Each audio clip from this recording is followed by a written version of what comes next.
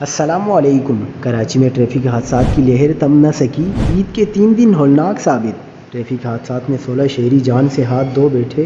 کیا آپ حالات حاضرہ سے آگاہی حاصل کرنا چاہتے ہیں؟ خبر کے پیچھے چھپے اصل حقائق جاننا چاہتے ہیں تو ابھی سبسکرائب کیجئے جلمل پاکستان کو اور ساتھ ہی گھنٹی کے نشان پر کلک کر دیں۔ آپ کو بتاتے چلیں کہ عید کے 3 دنوں میں شہر قائد کی سڑکیں انسانی خون سے رنگ گئی، جس میں 16 افراد لقمہ اجل بن گئے۔ گزشتہ روز بھی ڈیفنس موڑ پر ایک تیز رفتار ٹینکر نے 2 موٹر سائیکل سواروں کو کچل دیا، جس سے موقع پر ہی ہلاکتیں ہوئیں۔ رواں سال شہر میں بے لگام ہیوی ٹریفک، ٹینکرز، ٹرالرز اور ڈمپرز شہریوں کے لیے سب سے بڑا خطرہ ثابت ہوئی ہے۔ اعداد و شمار کے مطابق رواں سال اب تک ہیوی ٹریفک کی زد میں آ کر 83 افراد جاں بحق ہو چکے ہیں۔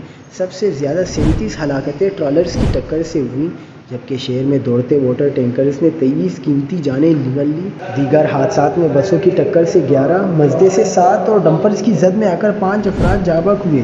اب تک تو مختلف حادثات میں 246 افراد جاں بحق ہو چکے ہیں۔